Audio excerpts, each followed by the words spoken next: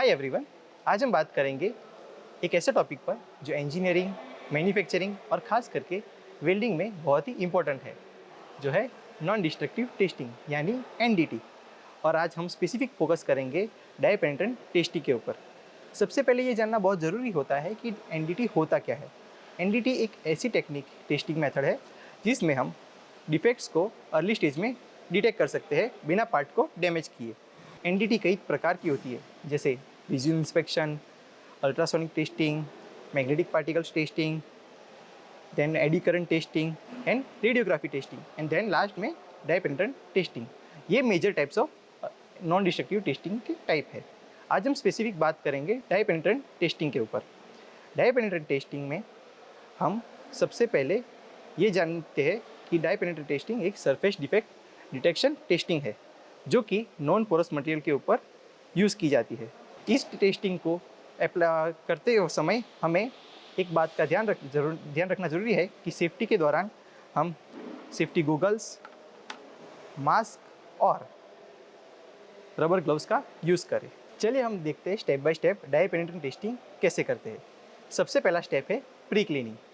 Pre cleaning हम इसलिए करते हैं क्योंकि जैसे ये हमारे पास वेल्डेड पार्ट है, उसमें डस्ट, रस्ट या तो फिर ऑयल, ग्रीस हो सकता है, जो कि पेनिट्रेंट को जब पहले पेनिट्रेंट अप्लाई करेंगे तब पेनिट्रेंट को पेनिट्रेट करने के लिए रोकेगा, उसको अटकाएगा। तो उसके लिए हम सबसे पहले क्लीनर से क्लीन करते हैं। Now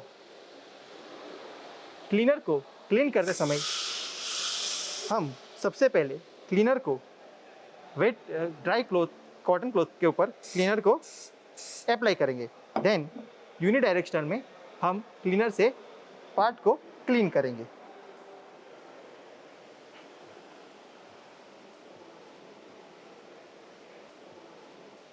after cleaning the process, अब हमारा पार्ट क्लीन हो चुका है, जैसे इसके अंदर से सारे डर्टी पार्टिकल्स रिमूव हो चुके हैं।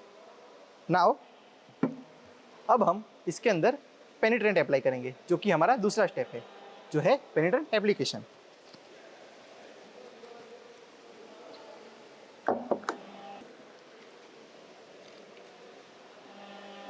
पेनिट्रेंट अप्लाई करते समय ये बात का ध्यान रखना ज़रूरी है कि अप्रोक्स 1 फीट के हाइट से हम पेनिट्रेंट को अप्लाई करते हैं। ये पेनिट्रेंट विजिबल टाइप पेनिट्रेंट है, जो कि लो विस्कस ऑयल है। कैपिलरी एक्शन की मदद से ये पेनिट्रेंट जब अप्लाई करते हैं तब ये पेनिट्रेंट सारे जो भी डिफेक्ट्स होती है, सरफेस डिफेक्ट्स, उसके अंदर पेनिट्रेट हो जाता है।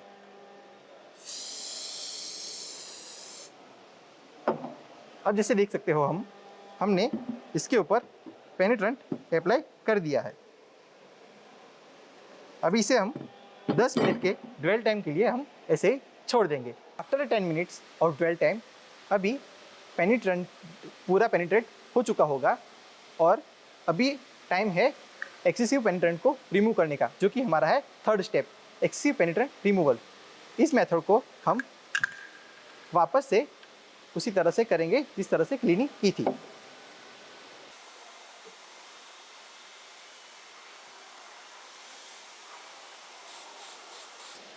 इसमें हम एक्सेसिव पेनिट्रेंट को बहुत ही ध्यान से और सावधानी से एक्सेसिव पेनिट्रेंट को रिमूव करेंगे। इस प्रोसेस के अंदर हमें ध्यान देना ये ज़रूरी है कि डिफेक्ट्स के अंदर लगा हुआ पेनिट्रेंट हमारी इस प्रोसेस में निकल ना जाए, वरना डिफेक्ट्स में से पेनिट्रेंट रिमूव हो जाएगा। इस मेथड को करते समय हमें यूनिडायरेक्शन में इसे अप्लाई करना है। इस प्रोसेस को करते हुए ध्यान रखना है कि हम डायरेक्टली स्प्रे को प्रोडक्ट के ऊपर अप्लाई ना करें।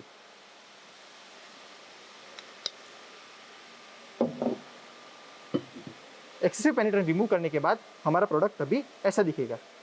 अभी समय है इसके ऊपर डेवलपर अप्लाई करने का, जिससे जो भी पेनिट्रेंट डिफेक्ट के अंदर पेनिट्रेट हुआ है वो पेनिट्रेंट कैपिलरी एक्शन से बाहर आके हाईलाइट हो जाएगा डेवलपर के साथ।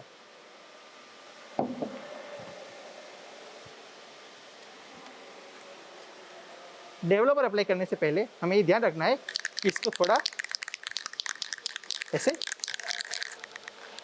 एक्ट कर ले।